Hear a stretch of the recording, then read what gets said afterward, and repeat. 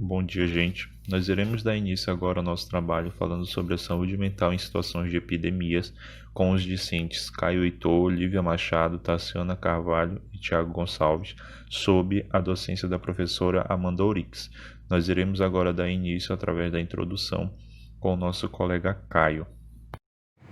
Bom dia. Para introduzir o tema, eu trouxe aqui algumas conquistas sociais de políticas públicas que na Constituição Federal de 1988 já garantia um projeto de Estado de bem-estar social, contextualizando um sistema de seguridade social íntegra com ações para garantir de direito e cidadania à população.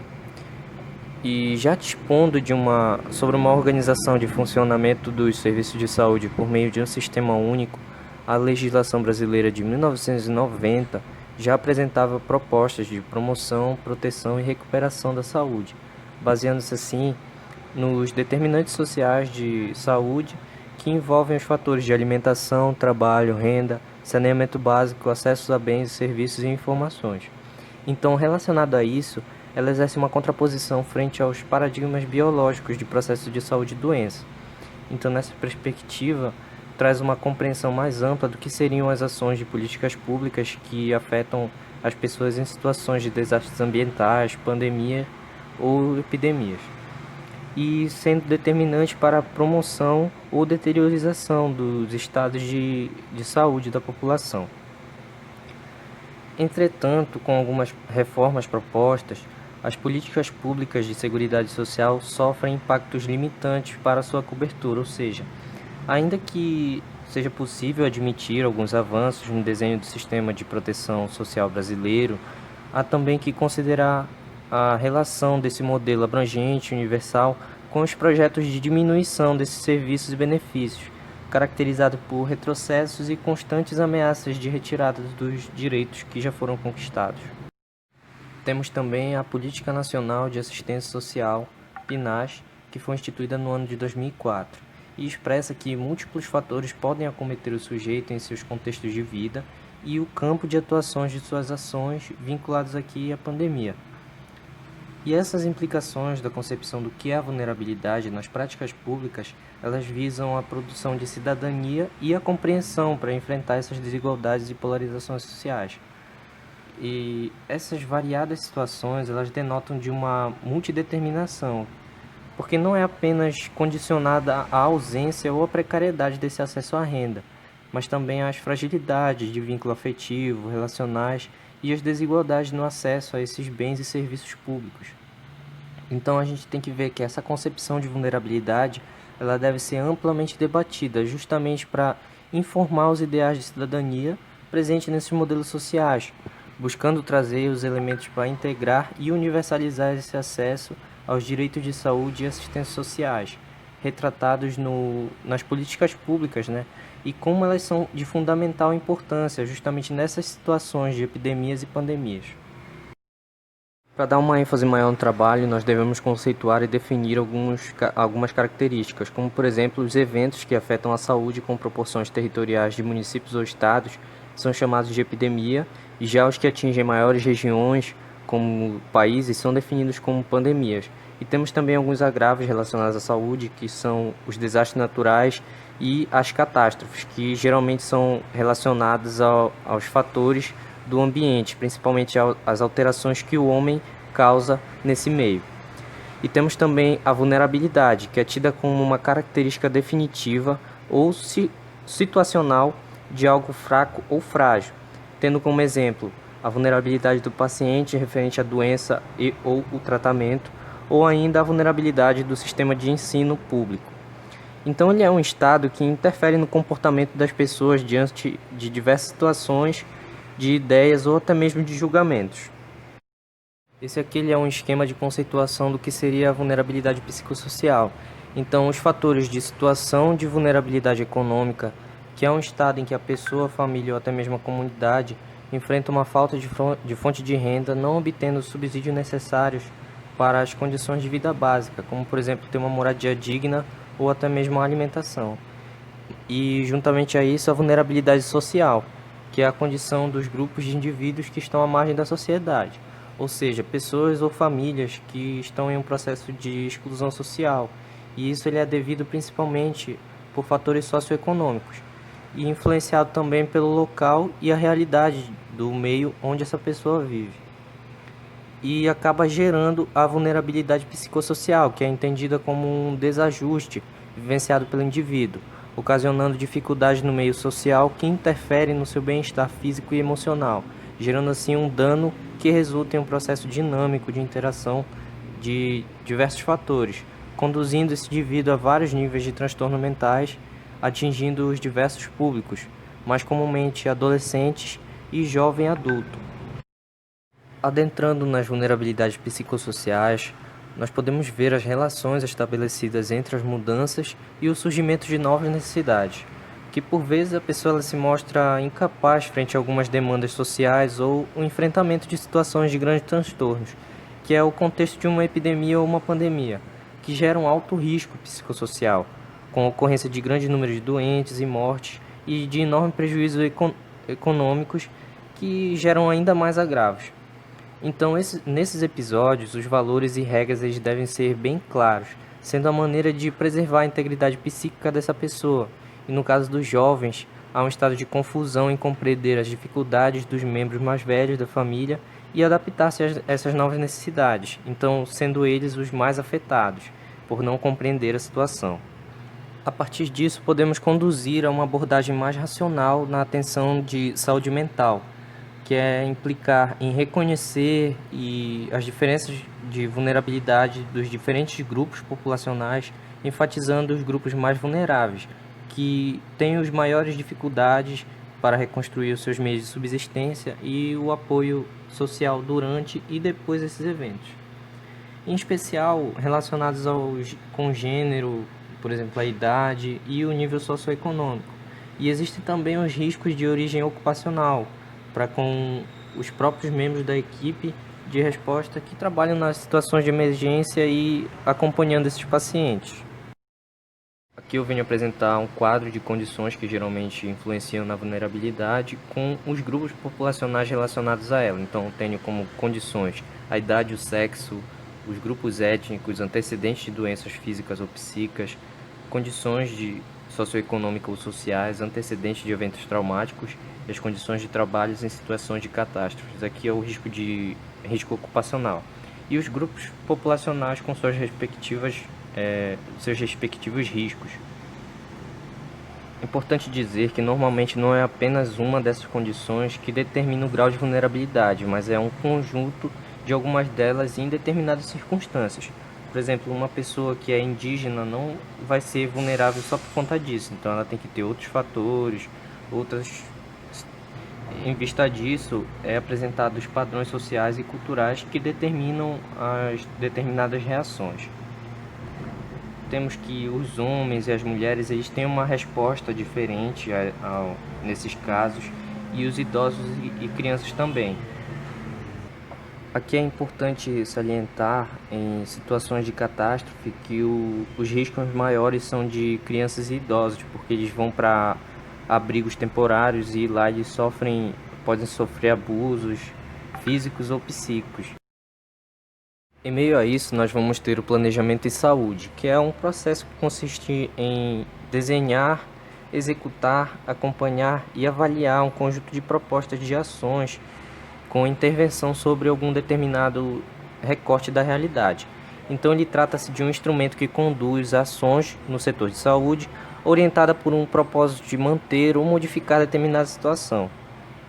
Então ele vai agir da seguinte forma: prevenindo e reduzindo para gerar um controle, ou seja, ele vai agir nos processos baseados nos riscos, com a redução do risco, atendendo o alerta e agindo na recuperação e na reabilitação. E ele vai agir nisso controlando justamente a partir de uma organização feita nesse setor e também com os conhecimentos operacionais acerca das situações e da rede. Então, como ele vai agir em cada situação a partir dessa organização feita. Eu fiquei responsável pelos transtornos psíquicos nos sobreviventes.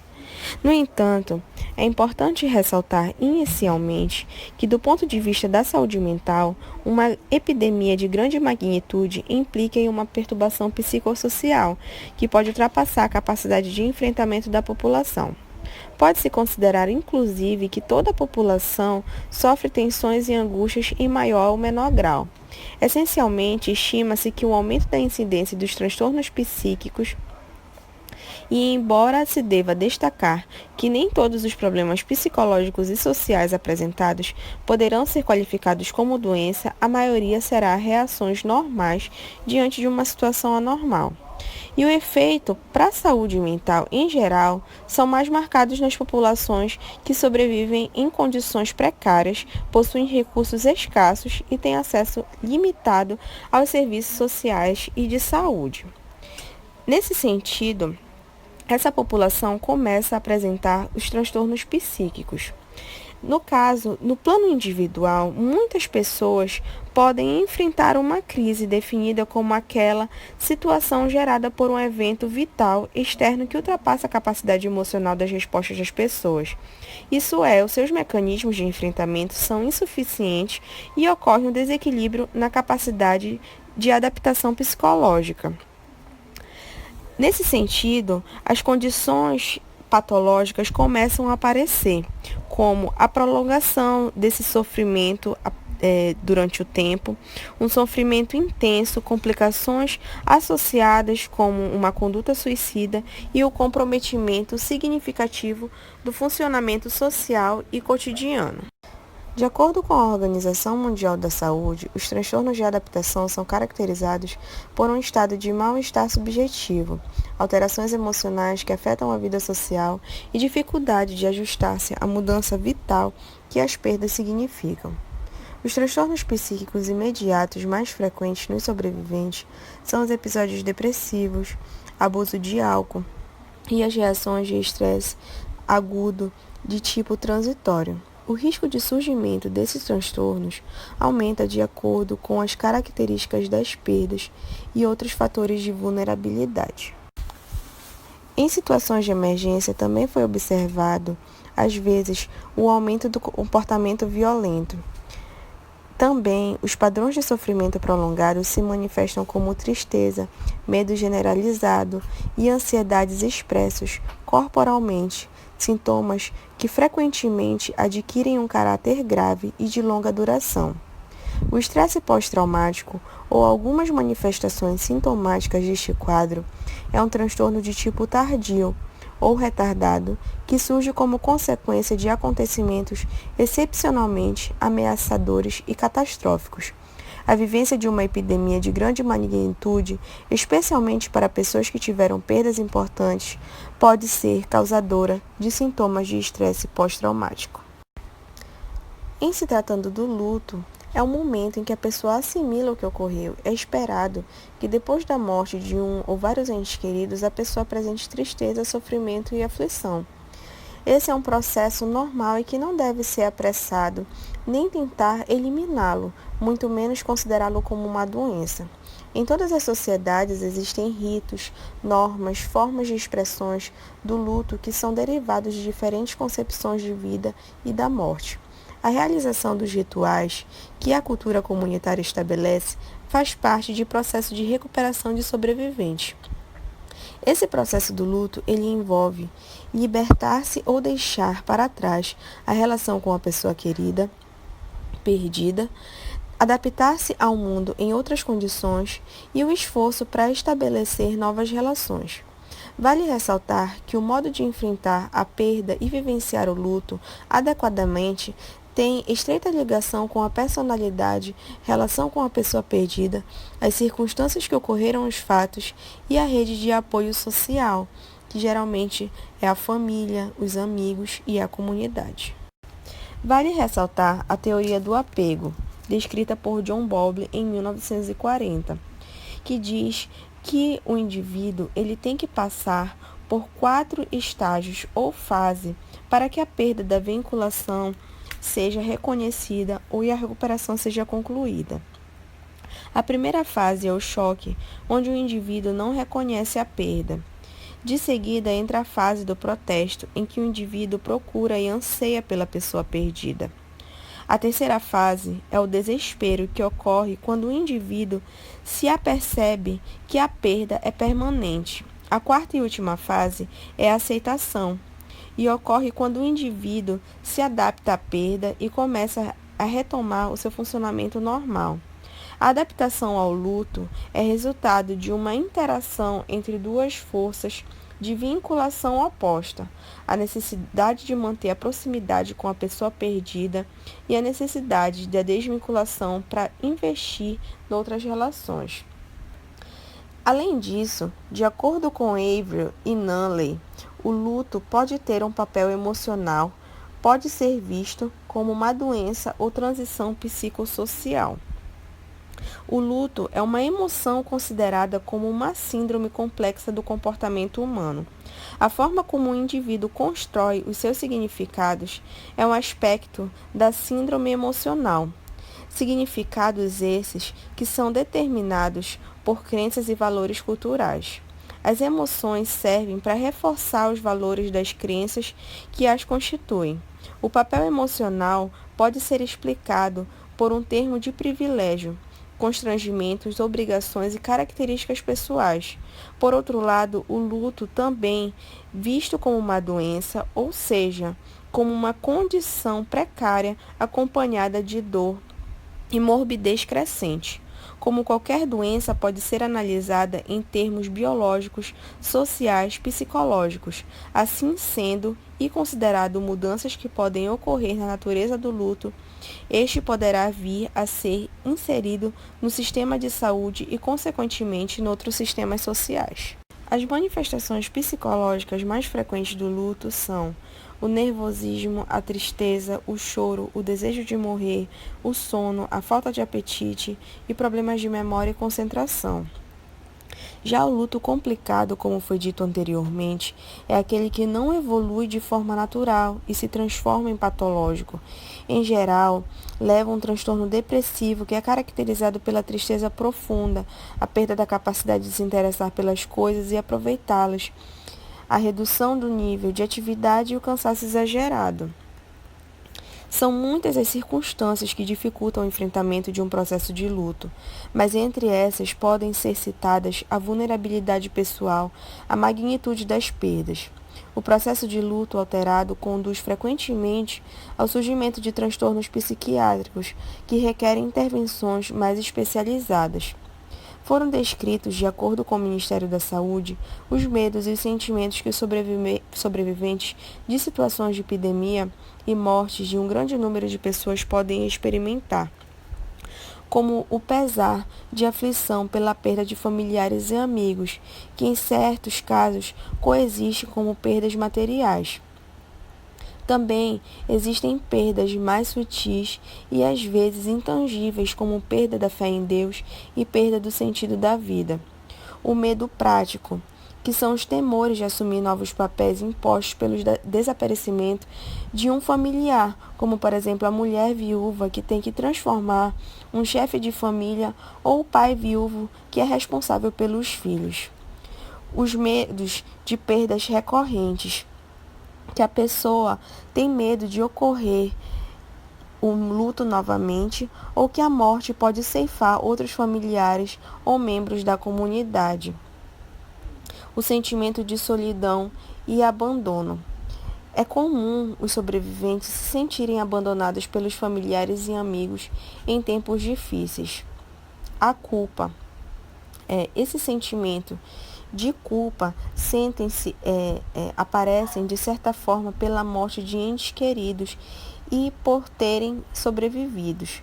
Em alguns casos, fatos ocorridos depois da morte aumentam esse sentimento. E a vergonha depois da morte de um ente querido, devido às circunstâncias que envolveram a morte da pessoa, o seu comportamento, humilhações, etc. A vergonha pelas condições com que a família ficou depois do ocorrido. Bom, dando continuidade ao assunto, é importante a gente falar sobre a atenção à saúde mental, que vai ser voltada para as pessoas que vão se encontrar nessa situação de epidemia.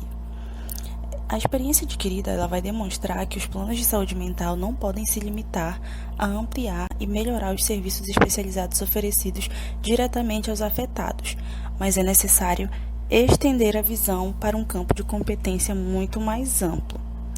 Então, o que isso significa? Significa que a gente vai destacar a relação de serviços de saúde mental para uma classe, digamos assim, mais ampla. E como que a gente vai fazer isso? Auxiliando com ajuda humanitária e social, apoio psicológico à população e grupos de risco e a comunicação social.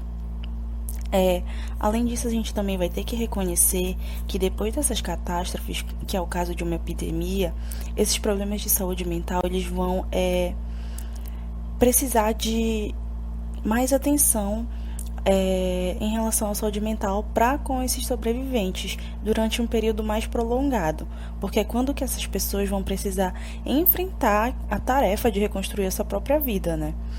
Então a gente vai ficar diante de uma necessidade de rever alguns planos de recuperação psicossocial, tanto de curto prazo como de médio e longo prazo. E aí para a gente fazer tudo isso, a gente vai precisar dar 3 pontos principais, que são os 3 momentos, digamos assim, que são antes, durante e depois.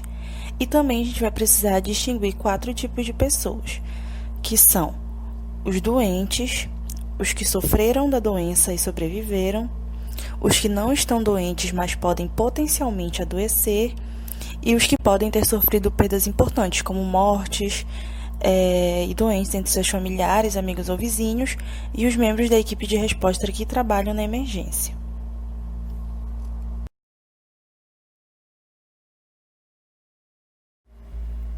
Bom, a partir desses momentos que vão ser que foram citados, né, o antes, o durante e o depois, em relação ao tempo de epidemia, vão ser traçadas algumas ações de saúde mental para evitar que ocorram muitos problemas e para sanar aqueles que vão ocorrer. O que vai acontecer? Primeiro, essas etapas vão ser divididas entre manifestações psicológicas da população, que é aquilo que a população vai manifestar, as suas problemáticas e tudo mais, e quais ações a gente vai ter que tomar em relação a isso. É como se fosse, digamos assim, um plano.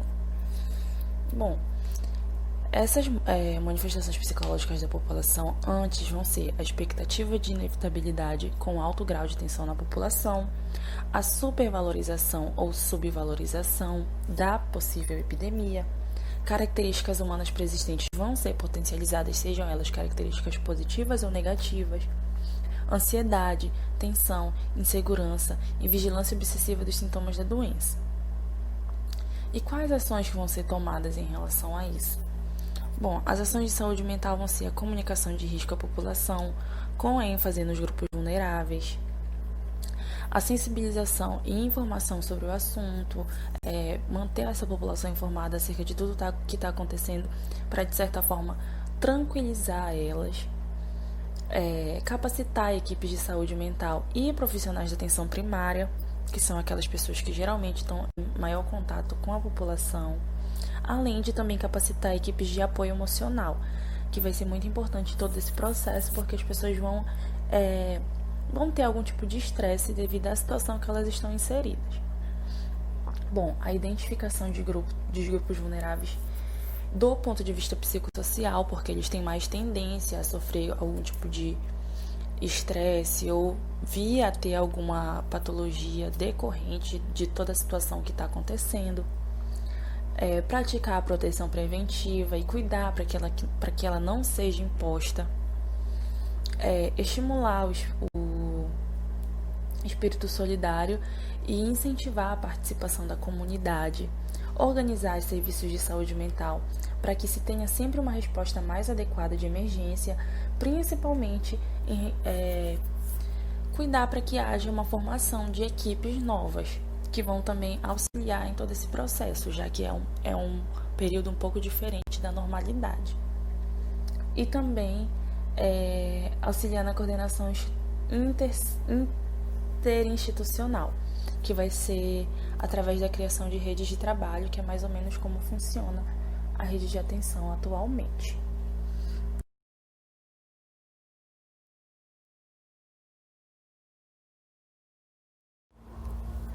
Da mesma maneira que são observados essas problemáticas que vão surgir antes desse processo de epidemia e as ações de intervenção para elas, vão ser pensadas também as problemáticas que vão acontecer durante e quais ações que vão ser necessárias, que vão ser desenvolvidas para que elas sejam resolvidas durante esse período de epidemia. Em relação às manifestações psicológicas sociais da população, o que vai ocorrer nesse período? As pessoas vão sentir medo, sentimentos de abandono e vulnerabilidades, necessidades de sobrevivência, perdas de iniciativa, lideranças espontâneas, sejam elas positivas ou negativas. As pessoas podem ter comportamentos oscilantes entre um extremo e outro, por exemplo, ser muito violento, ser muito passivo, ou algumas pessoas podem ser mais solidárias e outras vão ser mais egoístas. Elas também vão passar por um grande processo de adaptação a tudo que está acontecendo naquele momento. A gente pode perceber isso até agora em relação ao coronavírus, onde todo mundo teve que se adaptar à nova rotina e tudo mais, e aí vieram séries de coisas decorrentes disso. Essas séries de coisas podem ser problemas psicológicos, como ansiedade, depressão, crise emocional, tudo isso decorrente da grande mudança que as pessoas vão ter que passar nesse período e vão ter que se adaptar. E algumas vão agir melhor em todo esse processo e outras não. Bom, diante de todas essas problemáticas, as ações de saúde mental que vão ser traçadas durante esse período vão ser a avaliação rápida das necessidades psicossociais da população,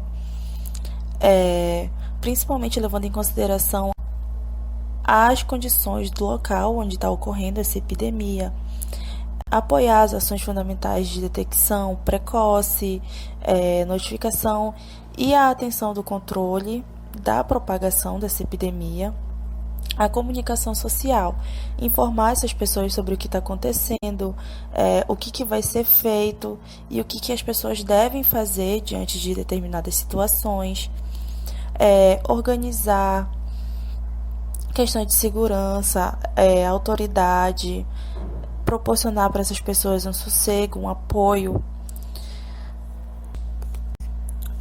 continuar a capacitação daquelas pessoas que foram selecionadas lá no plano anterior, naquele período antes da epidemia, dar apoio e atenção, principalmente psicossocial, seja essa atenção para indivíduos sozinhos ou em grupo, principalmente para as comunidades mais afetadas, promover alguns mecanismos de autoajuda e ajuda mútua, estimular essa questão do coletivo, que auxilia bastante nesses casos onde todo mundo está sendo afetado.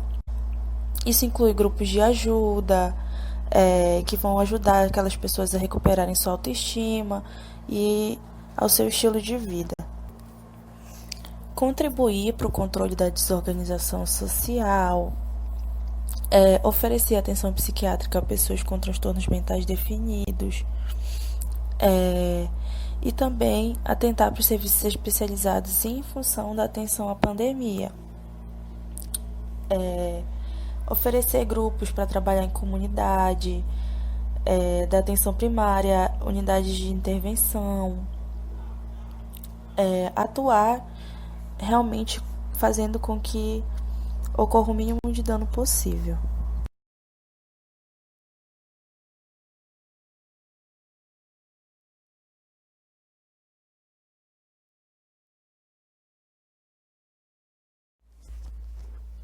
Da mesma maneira que foram traçados planos para os momentos antes e durante a epidemia, a gente vai ter também para o momento depois. E quais vão ser as manifestações psicológicas e sociais da população durante esse momento? Bom, é um momento onde a pandemia ela vai estar controlada. E o que a gente vai observar nessa população? Um medo de uma nova epidemia, As pessoas vão apresentar comportamentos agressivos e de protesto contra autoridades e instituições. Elas podem ter atos de delinquência, se tornarem violentos. Algumas pessoas vão ter sequelas sociais e de saúde mental, principalmente relacionado àquilo que eu falei anteriormente, a todo o processo de adaptação que vai ocorrer nesse período, o processo também de luto que vai ocorrer, que nem como a gente pode observar agora em relação ao coronavírus, que ficava sempre esse clima de luto entre as pessoas e isso afeta e pode levar a processos patológicos como depressão, estresse pós-traumático, pode fazer com que as pessoas comecem a abusar, fazer uso abusivo de álcool e drogas, elas podem se tornar violentas. E depois de tudo isso, a gente vai ter o início de um processo lento e progressivo de recuperação. Diante disso, quais vão ser as ações de saúde mental que podem ser tomadas durante esse período pós-epidemia? Bom, é importante fazer a continuação de uma estratégia boa de comunicação social que vai favorecer a recuperação das pessoas, praticar aquela capacitação contínua daqueles profissionais que foram inseridos lá no começo, na epidemia, para que esse serviço eles melhorem a capacidade de recuperação das pessoas, fomentar, incentivar a implementação da atenção à saúde mental individual e a de grupo, como eu disse anteriormente, sempre levando família, inserindo a comunidade, acolhendo todos aqueles que foram afetados durante esse período de epidemia e traçando um plano de recuperação psicossocial para essas pessoas, para que elas possam retornar à sua vida normal. Fazer a implementação da atenção à saúde mental e individual em grupo. A atenção à saúde mental acho que ajudaram em todo esse processo, porque a gente muito observa que as pessoas que estão ali, a população geral, sempre tem esse apoio, mas às vezes as pessoas que estão trabalhando, por exemplo, e oferecendo esse apoio à população ficam um pouco desamparadas. Então é sempre importante atentar para essas pessoas também, porque elas vão precisar desse apoio, desse tipo de recuperação.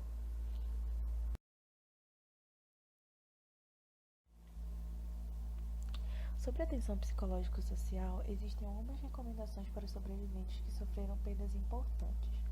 Bom, em um primeiro momento, vai ser necessário que o profissional de saúde mental que está oferecendo essa atenção a essas pessoas utilize técnicas de intervenção para situações de crise, justamente para essas pessoas que não estão doentes.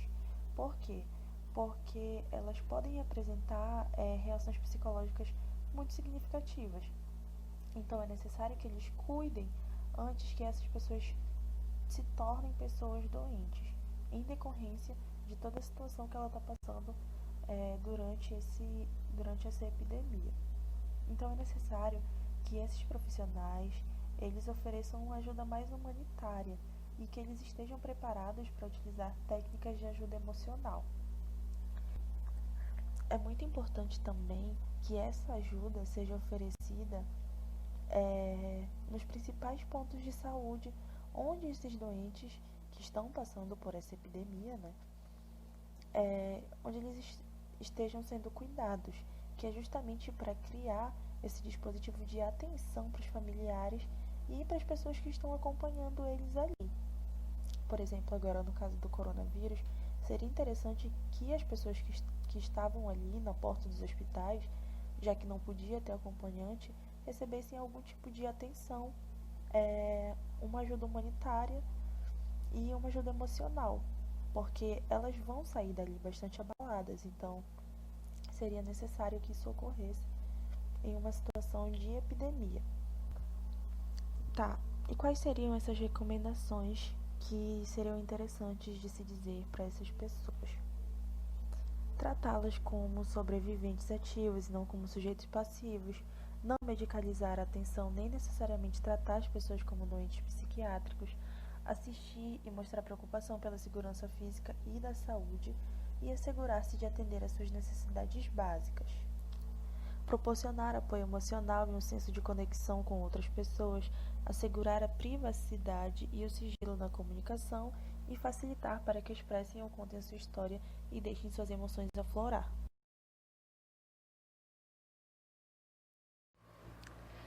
Depois de toda a atenção que foi oferecida a essas pessoas durante esse período e também de todas as recomendações que foram feitas, ainda assim, alguns indivíduos eles vão apresentar algum tipo de psicopatologia.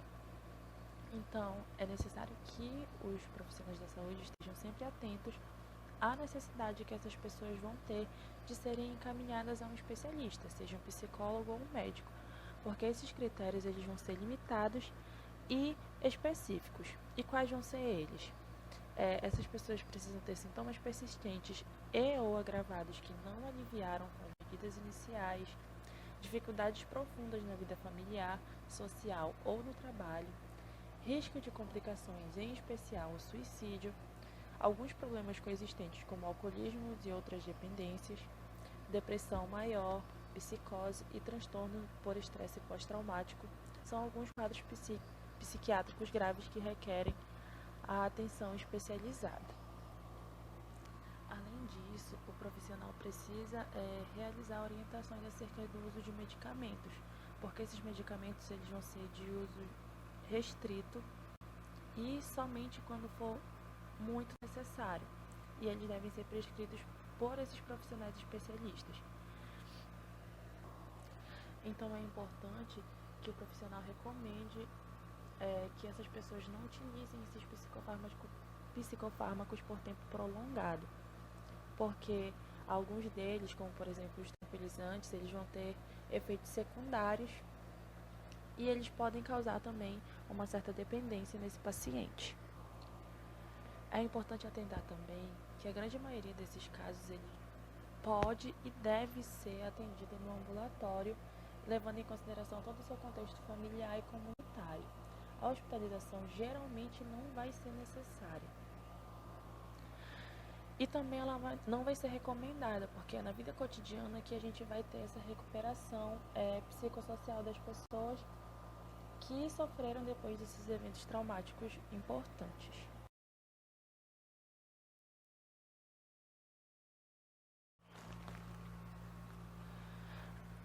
Por fim, as crianças também vão ser afetadas em todo esse processo, em toda essa situação de epidemia. Então, ainda são feitas algumas recomendações para essas crianças, como traçar uma estratégia de atenção psicossocial flexível e não profissionalizada, considerar a escola, a comunidade e a família como espaços terapêuticos fundamentais. Os professores, o pessoal comunitário, os grupos de mulheres e jovens devem se transformar em agentes de trabalho com os menores. E também deve-se fortalecer a capacitação, a atenção e a motivação do pessoal que trabalha com. É muito importante que esses cuidadores tenham conhecimento sobre as técnicas lúdicas para aplicar em grupo e realizar atividades recreativas, que vão ser peças fundamentais para a recuperação psicossocial dessas crianças. Também é importante traçar estratégias que favoreçam o retorno das atividades normais dessa criança, para que ela consiga desenvolver uma melhor relação entre ela e outras pessoas. Então, é necessário atentar sempre para esses pontos que eu trouxe aqui para vocês, para que justamente a gente saiba como lidar com as pessoas e como oferecer uma atenção à saúde mental muito melhor nessa determinada situação. Agora nós iremos falar das estratégias de comunicação social, no qual nós iremos verificar que elas devem dispor de informações fidedignas, transparentes, adequadas e oportunas para um vital controle emocional dos familiares e da população. Essas informações devem compreender várias dimensões segundo a Organização Pan-Americana de Saúde. Ela tem que ter uma informação direta individual, uma informação direta grupal e comunitária, onde nessas duas opções as autoridades e líderes comunitários devem estar preparados para oferecer uma informação direta, quer seja individual ou em grupos, bem como responder às perguntas e se dispor a buscar soluções para aquele problema. E temos também as informações pelos meios de comunicação, na qual os meios de comunicação eles serão caracterizados por uma dualidade em sua natureza. Por um lado, eles vão ser empresas comerciais com fins lucrativos e, por outro, têm uma enorme responsabilidade social pelo serviço público que oferecem. As informações sobre catástrofes, como por exemplo as pandemias, podem ser usadas de forma a potencializar e manipular o interesse mórbido do público. Ainda dentro dessas questões de informações, nós temos a insistência no perfil ético das informações, que são principalmente por conta dos aspectos de sensibilidade humana com que se deve lidar com a informação sobre acontecimentos como a própria pandemia. Nós também temos a contribuição de forma responsável, onde os meios de comunicação devem contribuir para a tranquilidade cidadã, proporcionando notícias fidedignas e equilibradas que orientem corretamente para tomar as decisões com bases reais.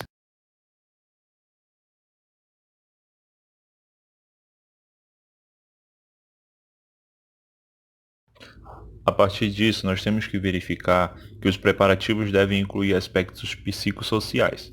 Segundo Mirta Roses, que é a diretora da Organização Pan-Americana de Saúde, ela fala que a atitude responsável por parte da sociedade e das autoridades é se preparar para aliviar o impacto que possa ocorrer e não esperar que ocorra para lamentar os resultados. Ela também assinalou que não é necessário entrar em pânico, mas em atividade, e ao seu ver, isso é o que o mundo está fazendo. Essa fala de Mirta diz respeito a uma possível pandemia após surgirem muitos casos da gripe aviária em 2005, que se espalhou por alguns países da Ásia. Ou seja, a informação ao público sobre as possibilidades de enfrentar uma grande pandemia não é uma opção, mas uma medida que se deve ser adotada E as razões são as seguintes. As pessoas podem se preparar e contribuir para preparar os seus ambientes coletivos, como família, comunidade, local de trabalho, e entre outros. A comunidade pode colaborar com os esforços oficiais do governo e demais autoridades. Uma vez iniciada a epidemia, as pessoas informadas poderão atuar de maneira mais apropriada e proteger melhor a si mesmas e a sua família. Nesse sentido, a comunicação do risco ela vai ser bastante essencial e a estratégia fundamental vai ser criar um clima de confiança mútua entre a população, as autoridades e os comunicadores. Vai ressaltar aqui que uma boa estratégia de comunicação social ela vai ser fundamental para manter a calma e um estado emocional apropriado na população. E quando essa população ela está bem informada, ela vai poder atuar de modo adequado, protegendo-se melhor e ser menos vulnerável do ponto de vista psicossocial. E chegamos às nossas considerações finais, na qual o enfrentamento de uma situação de emergência epidêmica em que há grande número de doentes e cadáveres não é apenas um problema do setor da saúde. Nesse momento vão estar envolvidos outros atores, como instituições governamentais, ONGs, autoridades locais e a própria comunidade. Entre as medidas imediatas mais gerais que contribuem para criar um clima de ordem e tranquilidade emocional estão uma resposta acertada e ordenada por parte das autoridades, informações fidedignas e oportunas, uma boa estratégia de comunicação social, ela vai ser fundamental para manter a calma e um estado emocional.